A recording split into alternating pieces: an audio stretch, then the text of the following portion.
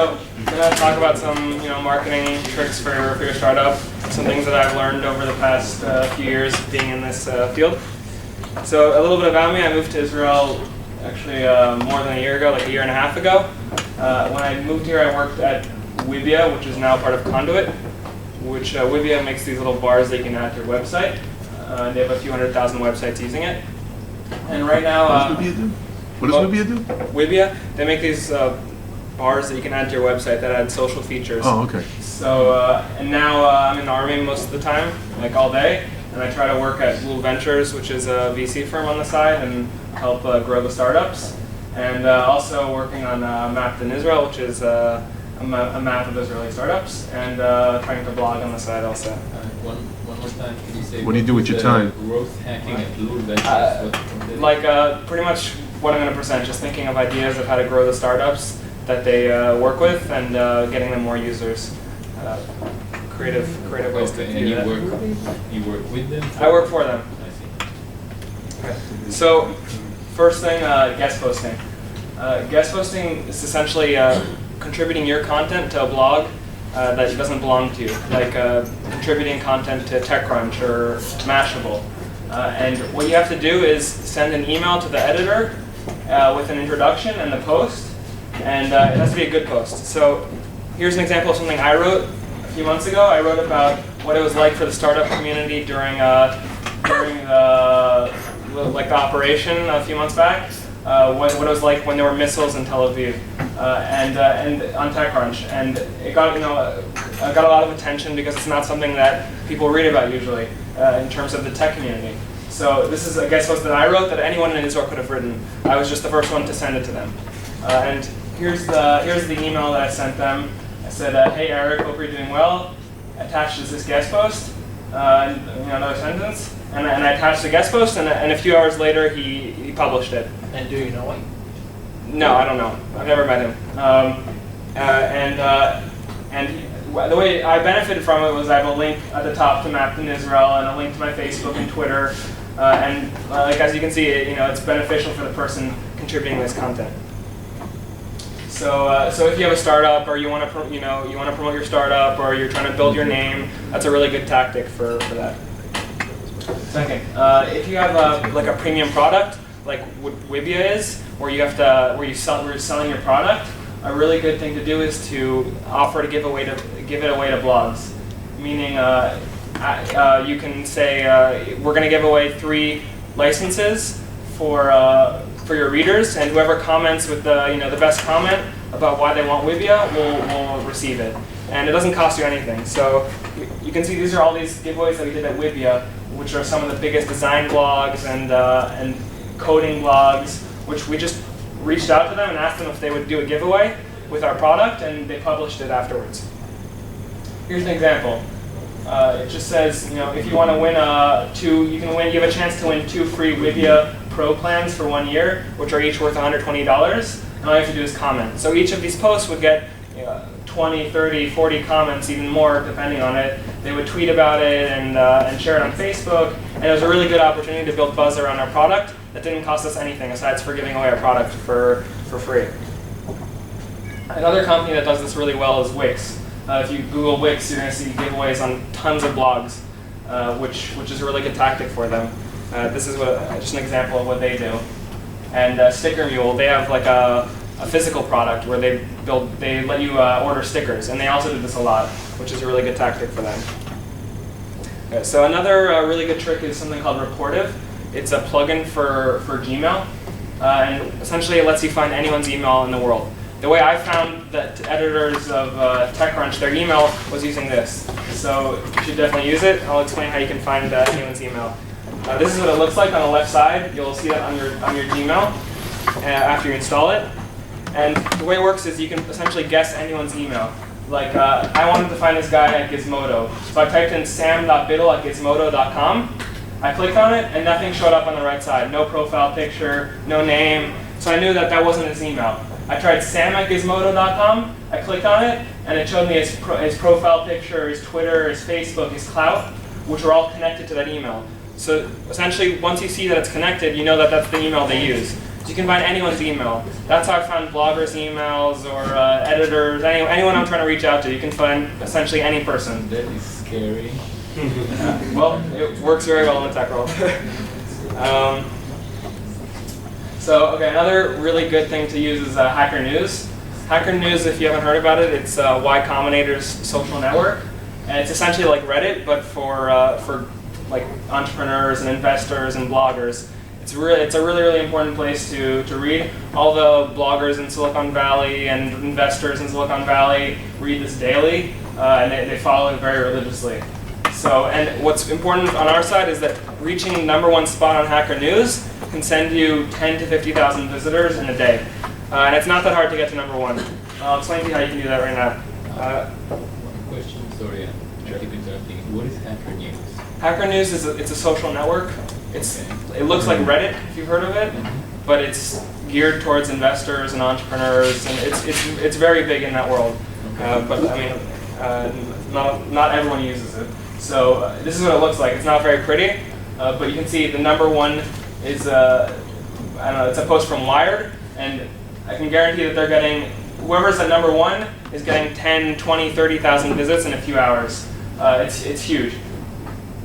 And here's what it looks like when you submit something. You just submit a title and a URL, and then you can it gets added to the website. So the way it works is it's an upvote system. So this is something that I submitted like almost a year ago, something called My Permissions, and it got 140 upvotes. It sent like thousands of visits, and the way it works is to get to #1, which this did, is you have to get 5 of your friends in the first 30 minutes to upvote your post. And you're going to get to the trending spot, and then if it's something that's fitting for Hacker News, chances are you're going to like Dig, sort of like the old Dig. It's like Dig, but again, it's for investors, it's for entrepreneurs. It's a very specific type of community, and programmers. A lot of programmers read it. So if your content is relevant to Hacker News and you get 5 friends to upvote it, chances are you'll get to #1 or #2. 500? What? 500 friends or 5? No, 5. 5 friends. 5. Just getting a few votes in the first 30 minutes makes it so that you're trending on Hacker News. And it's important. I mean, this is how Dropbox started. If you've heard of Dropbox, which is pretty huge now, the founder submitted it to Hacker News, and he asked for feedback, and that's the first thing he did when launching it. So that's how important it is. A lot of startups launch here. You get amazing feedback from really smart people. A lot of comments from programmers who find bugs. So it's a really important place. I read it probably check it like every 2 hours. And you should definitely start reading it and leveraging it for your startup or future startup. So, all right, another tactic is if you have a mobile app, a really good way to promote it is to drop it from like a premium price to free. So if, let's say, you charge 99 cents for your app and you put it at zero the next day, a lot of these like tracking sites, these sites that track free apps will index it and start promoting it, and it can send you easily 30,000 downloads, 20,000 downloads. And it's just something that a lot of people don't know about. But these price drops, if you leverage them the right way, can build a good buzz. Maybe not the type of users you want, but at least in the beginning for getting at least feedback and things like that, it's a good tactic. This is another one of those. So another tactic is the viral project, which I'm a big fan of. Which essentially what I mean is by building like one-day viral projects that can promote your brand subtly. So here's an example called Codeyear. There's a startup called Code Academy, which if you haven't heard of it, it teaches you how to program essentially, and they're very popular now. And what they did a year ago was when they were still not as well known, they built this site called Codeyear.com. In a few hours, they added this. They made this landing page where they convinced people to start to learn how to code in 2012, and all you had to do was enter your email. So they got 400,000 people to enter their email. They got 30,000 tweets, 15,000 likes. They got the mayor of New York City to tweet about this. Did they teach anybody any code? Did they do? They do what they said they were going to do? Yeah. They'll send you a weekly lesson of how to code. They just leverage their platform that they already have, But the important thing was like the messaging and the fact that they got 400,000 people to sign up just because of the way they built this and the simple design and it's insane that in a few hours they got 400,000 just from a few hours of work they got 400,000 people to sign up for their product. What is the tuition fee? What? What is that? It's free. Free. Here's another thing called coding.fm. It's actually an Israeli startup that made this. They heard about this site called raining.fm, which just plays the sound of rain, which people like. And they thought about doing the same thing for coding. So you go onto this website, and it plays the sound of coding, which is people typing. Why do anybody want to hear the sight of people typing? I don't know. You can click on like hackathon coding or angry developer coding. Apparently people liked it because it got covered by a ton of blogs like Lifehacker, The Verge, got tens of thousands of visits. And this is also a thing that they made in a few hours, and all they did was write brought to you by Crossrider, which is the name of the startup, and they actually had a pretty good conversion rate from that because their startup was targeting developers.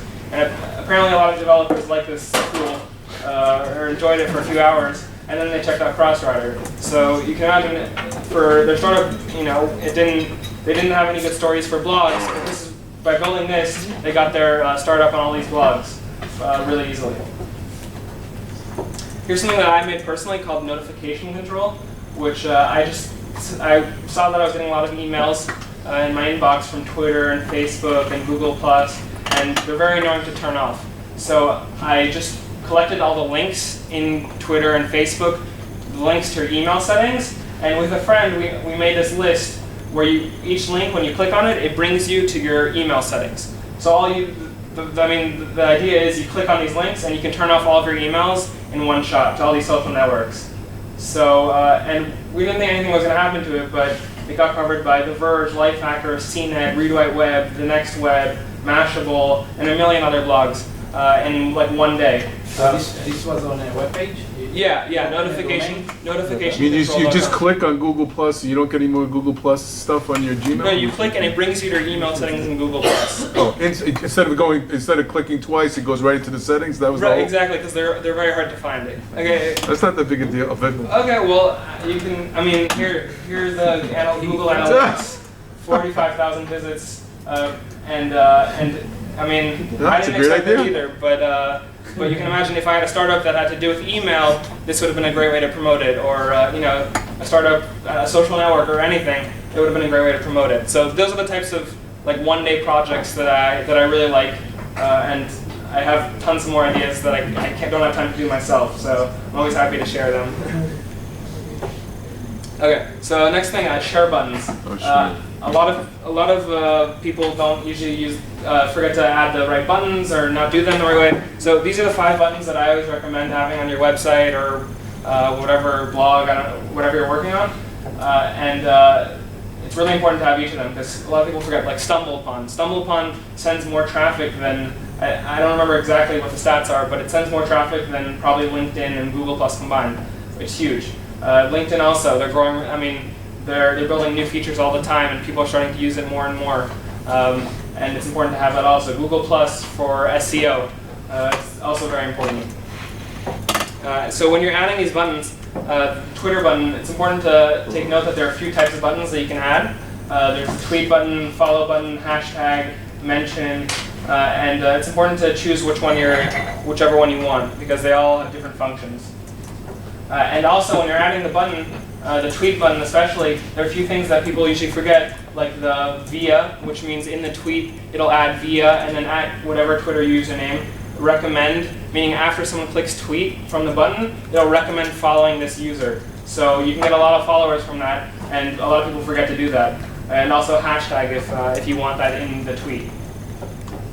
So for your Facebook button, it's also really important to define what the image and description are going to be. You can define what that image on the left side is going to be, and the title and the description. And it really impacts how many people are going to click on it, like the picture. We made it for notification control, the website I showed you before.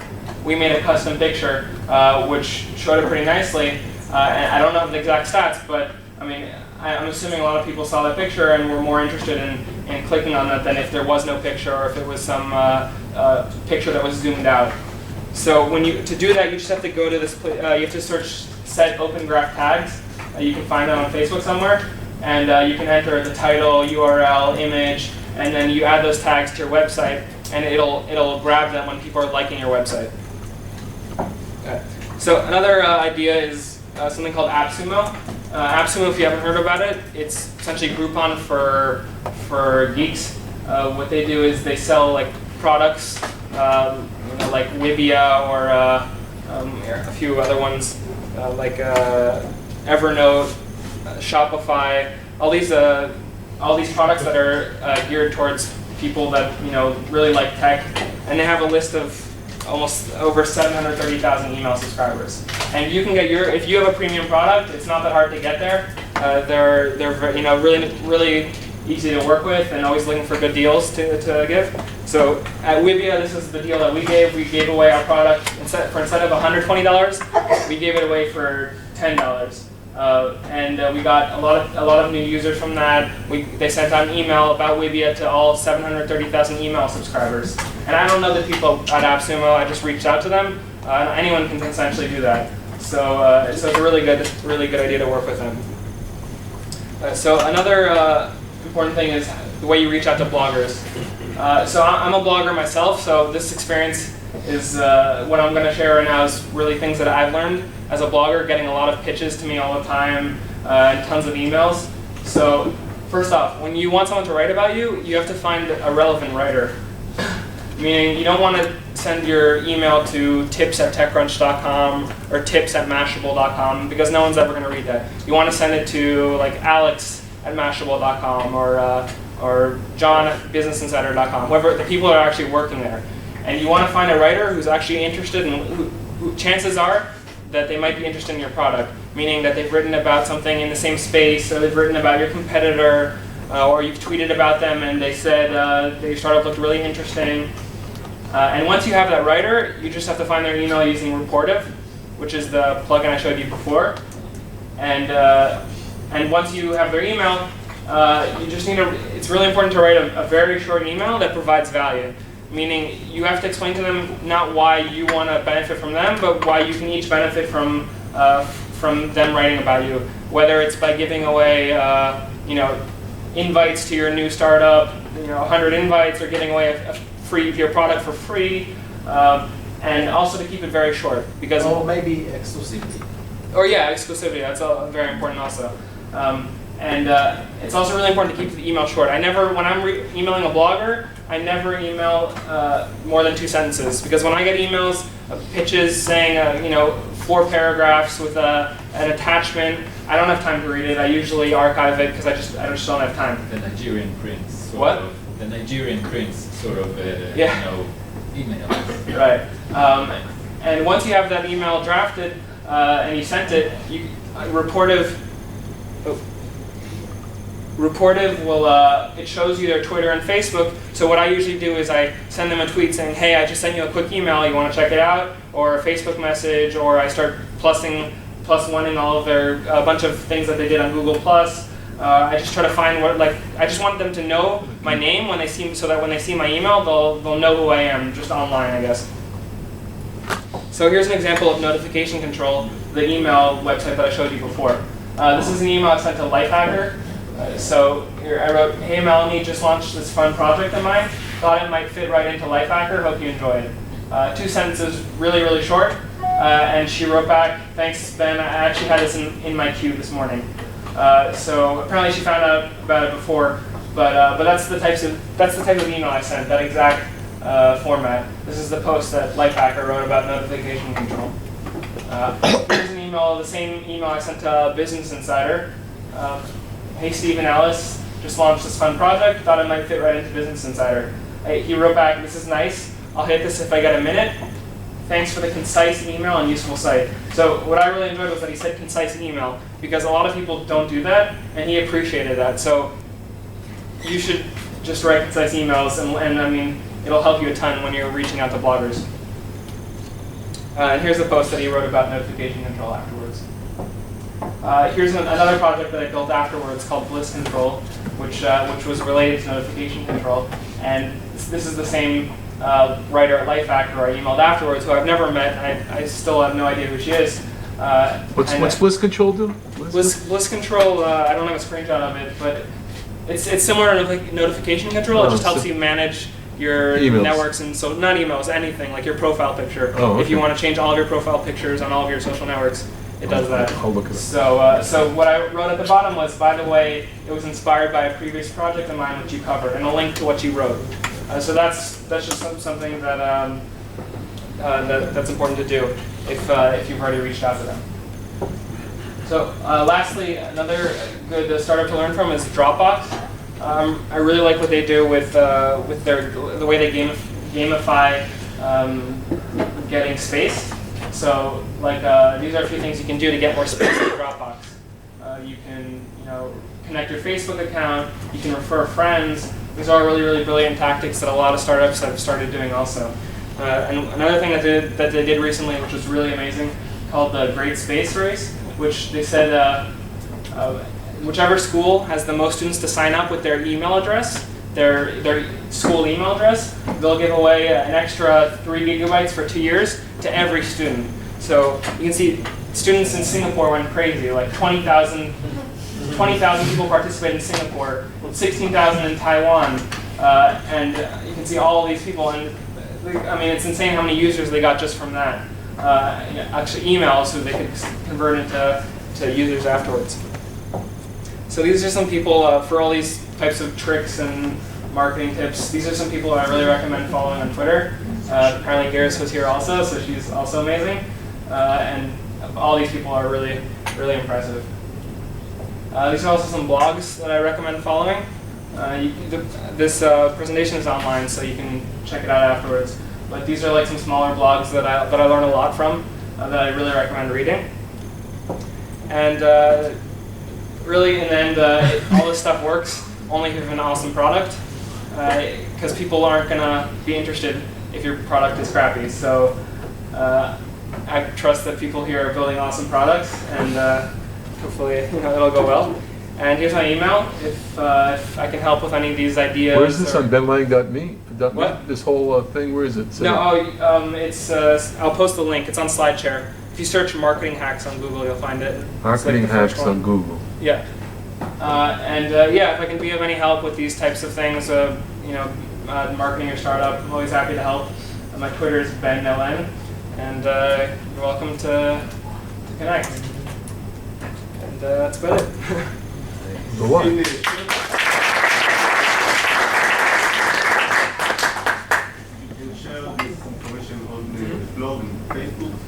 כן, מישהו יש שאלות, אני יכול כאילו בעברית. שאלות? איך הצלחת לשלב את הסטארטאפים שבנית עם הצבא, עם התיכון? אז בתיכון תמיד הייתי מנסה כאילו לסיים את הלימודים שלי בבית ספר עצמו, ואז חוזר הביתה, שלי מספיק זמן בבית לעשות דברים אחרים יותר מעניינים. אבל זה כאילו, זה היה קשה, אבל תמיד כאילו ניסיתי למצוא זמן. אם זה לא היה לישון הרבה, או בסופי שבוע קצת, אבל תמיד ניסיתי לשלב אותם ביחד. וגם עכשיו בצבא זה עוד יותר קשה מבתיכון. אבל כאילו מסתדרים, איכשהו. יכול לספר את מהאקדמיזם? כן, אני יכול לראות את זה אולי. וגם למה החלטת בכלל לעשות את זה? אז ראיתי כאילו לפני איזה כמה חודשים שהעירייה של ניו יורק בנו מפה של כל החברות הייטק בניו יורק. אז יום כאילו אחר כך קניתי את דומיין מאפ בניז'ר, חשבתי זה לא עובד טוב במסך הזה, אבל חשבתי שיהיה כאילו ממש מגניב לעשות אותו דבר אבל בארץ, שאנשים באמת הבינו מה זה הסטארט-אפ ניישן ויוכלו לראות את זה בעיניים שלהם. ומאז אני עדיין עובד על זה, זה כאילו crowd sourced, אז כל חברה יכולה להוסיף את עצמו עם הפורום כאן. יש יותר מ-900 סטארט-אפים שהוסיפו את עצמם. הוספתי כל מיני קטגוריות כמו חממות, community, אקסלרטורים, כל מיני דברים כאלה. יכול להראות לך חממות בחיפה? כן. רק 2. חיפה יש רק 2.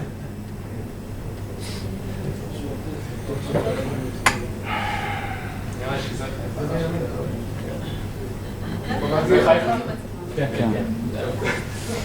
לא, יש הרבה כנראה. מה זה חממות? חממות. ומה זה קורה חממה? אקסלרייטור זה חממה? לא. כן. לא? לא. לא. מה זה אקסלרטור? אינקובייטור. זה חממה, אקסלרייטור זה מאיץ. אבל מעבר לתרגום המילולי, חממה זה בדרך כלל של המדען הראשי, עם תנאי השקעה מאוד מסוימים. תקופה ארוכה יותר. זה תקופה שבדרך כלל 2. אקסלרטור זה טרנד חדש בסטארטאפים. הגדולים בעולם זה Y Combinator, Techstars, Mass Challenge. Mass Challenge, Q. והרעיון הוא להאיץ מיזמים בדרך כלל של תוכנה במשך 3 או 4 חודשים כדי שהם יהיו בשלים לתעשייה הבאה. אקסלרטור בעצם מה זה? The incubators in Israel are also very different because they're government run, and then the state owns. They have a lot of restrictions on how you can operate your business, how you can spend your money, but you get $500,000 through the Kamamas from the Office of the Chief Scientist. But then they regulate how you can spend your money and how you can do business. So Ken, when you started back in Israel, did you use a proprietary database like IBC or something? Or No, I added like people manually. I added like 20 in the beginning, just a few startups that I'm like friends with, just so that they wouldn't be empty when people arrived. And then in the first day, there were like 300 that added themselves. Next day for like 200, and since then there are like 5 or 10 that are added. Without any post, marketing, nothing? Well, I mean, you can see here on the right side, there are like almost 3,000 people that liked it, so that sent a lot of traffic.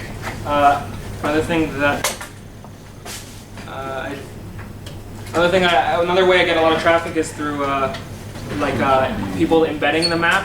So like on Kalkalist, so like I work with them to embed the map on their website. Or like Startup Nation, Startup Map, that's also an embedded version.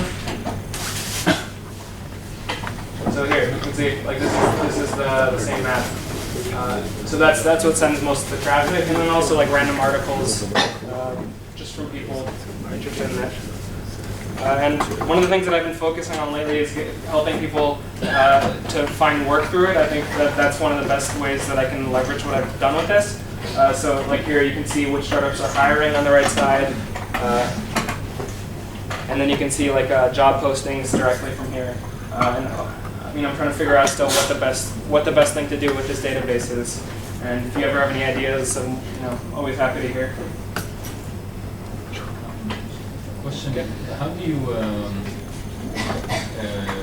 maintain this? How do you do this alone? Do you work on this particular project on your own, or is there any maintenance that you need to do on this? For example, when somebody's adding his company, are you checking that they're actually a company? Yeah, here, this is the admin. You can see these are the approved startups, and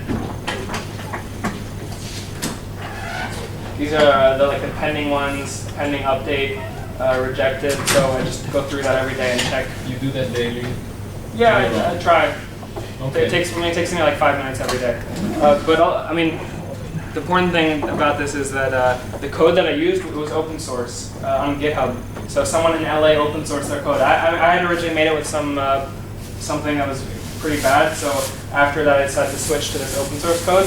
So like all the admin panel, all these things, I didn't have to do that myself, which saved me a ton of time. So I always try to find ways to cut the amount of time, whether it's by building things in WordPress or finding a partner who can help me out with coding that's a little complicated. I always try to find like a way around that. Okay, so you found another code that was already, you were able to work with that to add data to a map. Is that what it was? Yeah, it looks pretty similar to this. They made a startup map in LA and they open sourced it. And how did you find it open source? Did you just Google? I just heard about it, and I had originally made it with something else called ZMaps, And then I heard that there was this really nice open source version, so I switched to that after a few months. עוד שאלות? חשבת לשווק את האתר הזה לכל הקהילות היהודיות בעולם, שידעו שאם הם מחפשים סטארט-אפ, שעבור לישראל לטייל, ולהשתקע פה ולסיים את הסטארט-אפ. לקהילות היהודיות פחות, אבל יש כאילו הרבה משקיעים מחו"ל שאמרו לי שהם משתמשים בזה כשהם באים. יש כל מיני אנשים, כמה אנשים מיפן שפנו אליי שאמרו לי שהם משתמשו בזה לתכנן את הטיול שלהם בארץ. כאילו, פשוט, אני רואה כאילו, אני יכול לראות בגוגל אנליטיקס שיש אנשים מחו"ל שמשתמשים בזה. אני לא תמיד יודע בשביל מה, אבל... תכננו את הטיול דרך הסטארט-אפים? לא הבנתי. כאילו, חברה יפנית, משהו כזה, אז הם פשוט... זה להשקעה. כן, משהו כזה, זה משתמש בזה למצוא חברות. אוקיי. עוד שאלות? טוב, אז אם אנחנו נהיה כאן גם קורי, קרן ואני, אם יש למישהו עוד שאלות או שרוצה להתעניין לגבי הפעילות של המרכז, תודה רבה לבן ותודה רבה לקורי.